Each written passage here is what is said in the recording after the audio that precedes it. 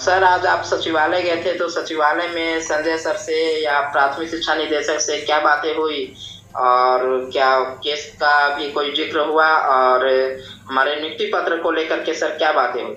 उससे पहले मैं दोस्तों आप लोग को बता देना चाहूंगा कि आज माध्यमिक का छठे चरण का अधिसूचना जारी कर दिया गया है विभाग की तरफ से, और जिसमें उन लोगों का पूरा शेड्यूल जारी है और नियुक्ति पत्र तक का, नियोजन पत्र तक का उन लोगों का शेड्यूल जारी कर दिया गया है, जो कि 17-18 फरवरी को नियोजन पत्र उन लोगों को दिया जाएगा।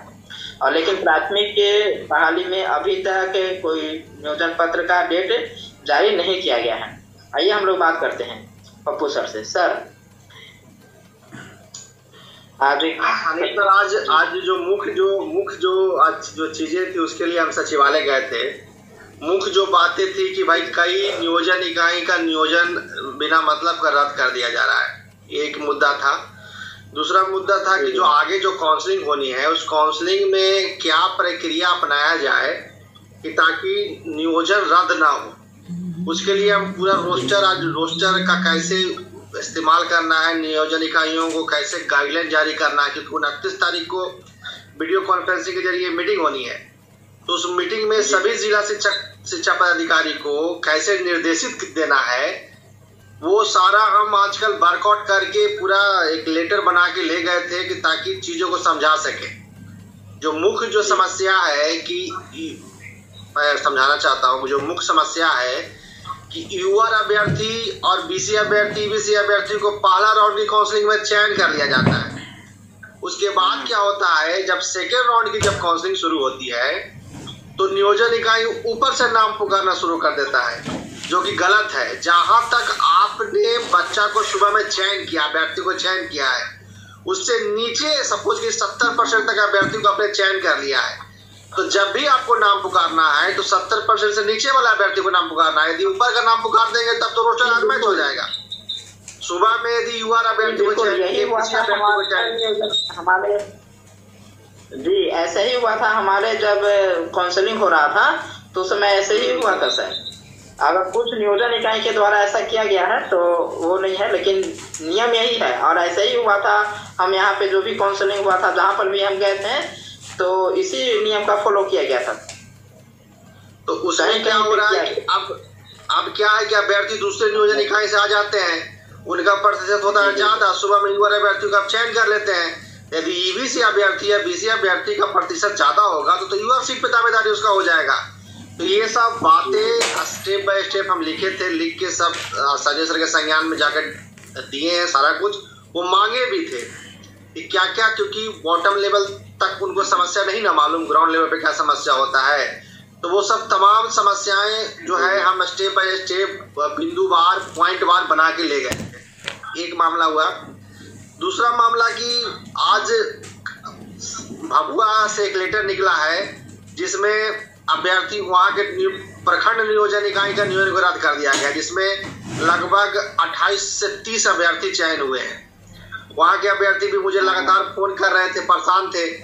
तो उस मामले को लेके भी हम गए थे। तो खैर हम सारा बात बताते हैं कैसे क्या हुआ।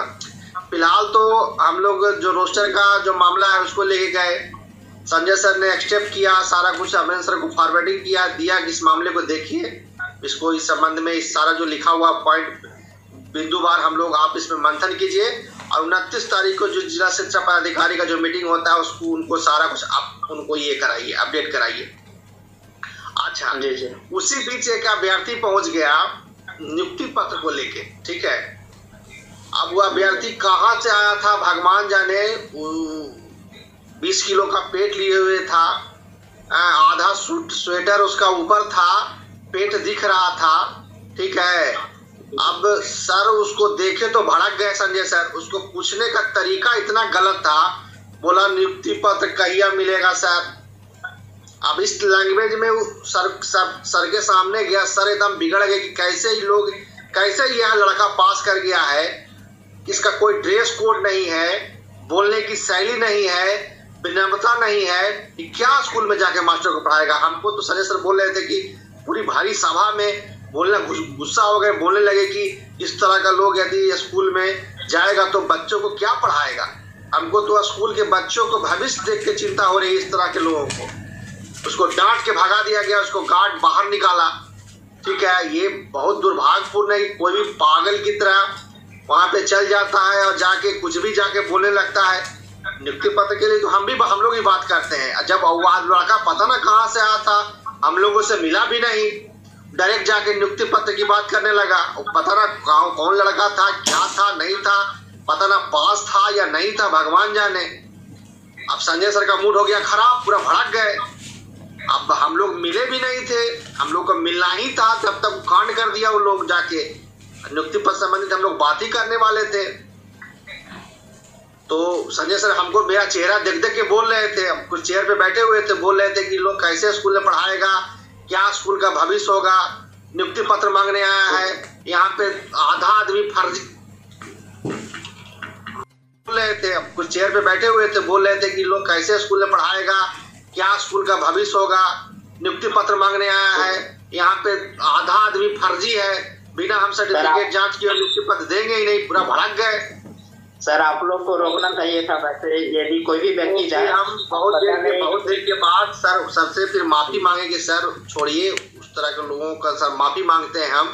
उस तरह का लोग का दिमाग उन लोगों का क्या है, नहीं है, शैली नहीं है, पता ना कैसा संस्कार है, भगवान जाने।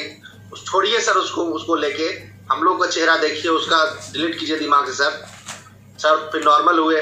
उस संबंध में फिर हम लोग फिर मिले, बात किए, नियुक्ति पत्र का भी बात किए। हम लोग भी तो नियुक्ति पत्र की बात करते हैं, बोलते हैं कि सर कब नियुक्ति पत्र देंगे। तो सर ने वो क्योंकि टेम्पर में थे, बोले कि जांच के बाद ही नियुक्ति पत्र देंगे। ठीक है, ये बात खत्म हो गया। संजय सर से जो भी गुफ्तगू करनी थी। अच्छा, केस संबंधित बात किया हमने। एनसीटी गजट का जो मामला है सर, हम लोग बोले कि सर हम लोग वकील रख के परेशान हो गए सर, थक गए हैं सर।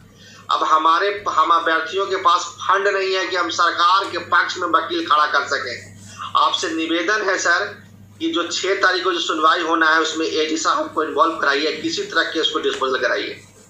वो केस नंबर भी लिखे हैं और बोले हैं कि बस इतना ही बात ना, हम एजी साहब को इन्वॉल्व कराएंगे, एनसीटी का जो गजट वाला मामला है उसमें इन्वॉल्व कराएंगे और हम प्रयास करेंगे किसी तरह इस बहाली को। सर फिर टेम्परे में थे, बोल रहे थे कि सब केस कर देता है, 4 साल 3 साल से केस चल रहा है, इसमें हमारी गलती है, तुम लोग पहुंच जाते हो नियुक्ति पत्र के लिए वगैरह वगैरह। गुस्से में थे, लगातार वो बोल रहे थे।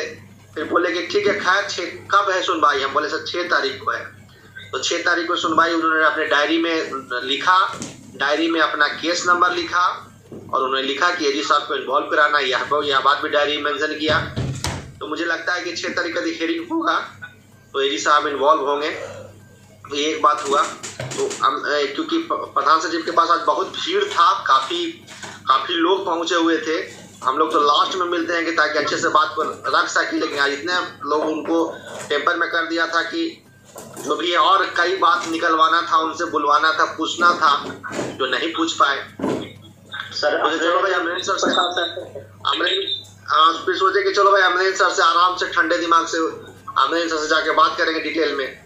फिर हम लोग 1 घंटा के बाद जब सभा खत्म हुई तो अमरेंद्र सर के पास गए।